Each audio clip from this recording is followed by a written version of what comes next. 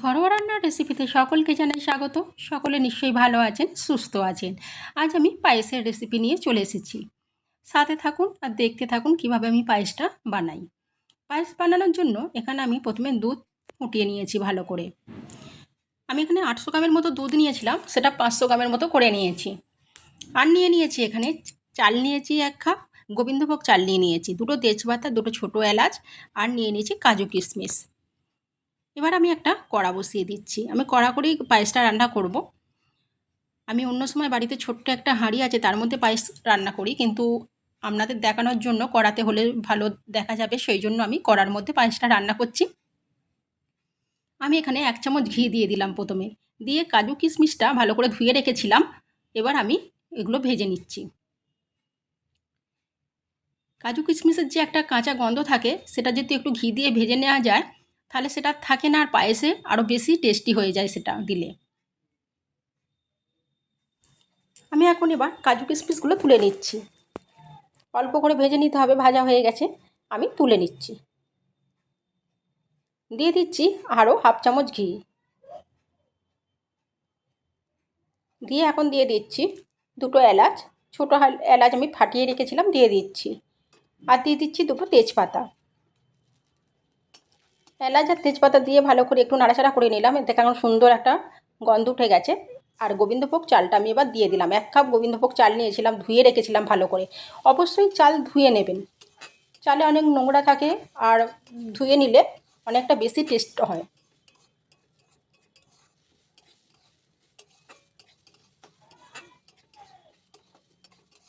চালটা ভালো করে ধুয়ে রেখেছিলাম, দিয়ে এখন একটু আমি ভালো করে ভেজে নিচ্ছি। এই 15 থেকে 20 সেকেন্ডের মতো লো ফ্লেমে রেখে ভেজে নেবেন। নিয়ে তারপরে যে দুধটা ফুটিয়ে রাখা হয়েছিল, সেই দুধটা আমি এখন অল্প অল্প করে দিয়ে দিচ্ছি।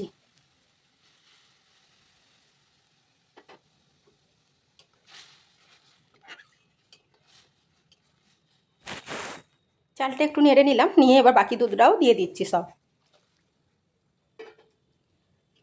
পায়েস করার সময় একদমই হাই ফ্লেমে দেওয়া যাবে না, মাঝে মাঝে মিডিয়াম ফ্লেমে একবার দিয়ে আবার লো ফ্লেমে রেখেই পায়েসটা রান্না করলে বেশি ভালো হবে। দুধটা তত ঘন হবে আর বেশি টেস্টি হবে। পায়েস তো রোজ খাবার জিনিস নয়, কোনো অকেশানে বেশি আমরা বানিয়ে থাকি, এমনি সময়তেও বানাই, কিন্তু যদি এইভাবে পায়েসটা রান্না করা যায় খুবই টেস্টি হবে। আমি যেভাবে পায়েসটা রান্না করছি, একবার এইভাবে বানিয়ে খেয়ে আমাকে অবশ্যই জানাবেন কীরকম লাগলো। আপনারাও তো পায়েস বানিয়ে খান, আর আমি যেভাবে বানাই সেভাবে আমি এখানে করে দেখাচ্ছি রান্নাটা।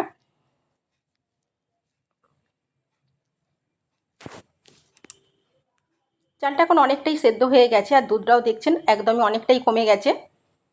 এই সময় আমি এবার চিনি দিয়ে দেব। আমি যতটা মাপের চাল নিয়েছিলাম ঠিক ততটাই চিনি দিচ্ছি। বাটি কিংবা কাপে যে মাপের আপনারা চাল নেবেন, সেই বাটি কাপের মাপেই চিনি নেবেন। যতটা চাল ঠিক ততটাই চিনি দেওয়া হবে।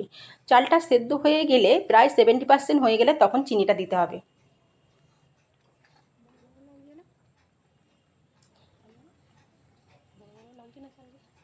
চিনিটা রস হবে যত, ততটা এবার বেড়ে উঠবে।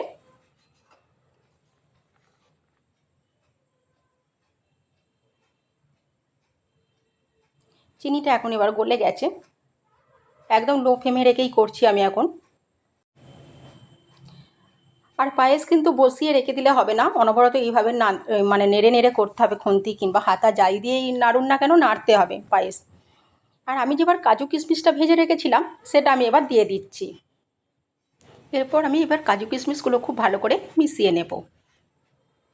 অনবরত না নাড়াচাড়া করলে কড়াই লেগে যাবার সম্ভাবনা থাকে, তাই ভালো করে নাড়াচাড়া করতে হবে।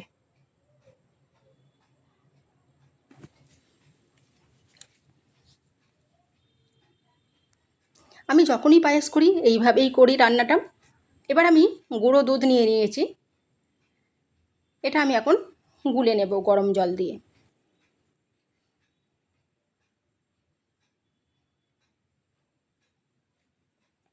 পায়েসটা হয়েই এসছে, নামানোর 1 মিনিট আগে আমি এবার গুঁড়ো দুধটা আমি দিয়ে দেব। গুলে নিয়েছি, দিয়ে দিচ্ছি। এতে ক্ষীর ভাবটা অনেকটা আসে, আর পায়েসটা খুবই সুস্বাদু হয়।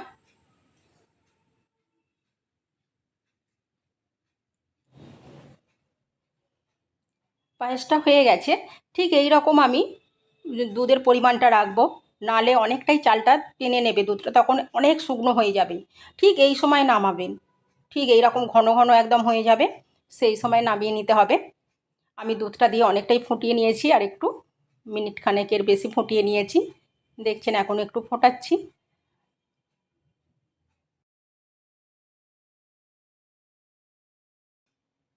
দেখেই বুঝতেই পাচ্ছেন বেশ পায়েসটা খুব সুন্দর খেতে হবে। এইবার আমি গ্যাস এবার অফ করে দেব, কারণ এর থেকে যদি দুধটা কমে যায় তাহলে একদম শুকনো শুকনো হয়ে যাবে।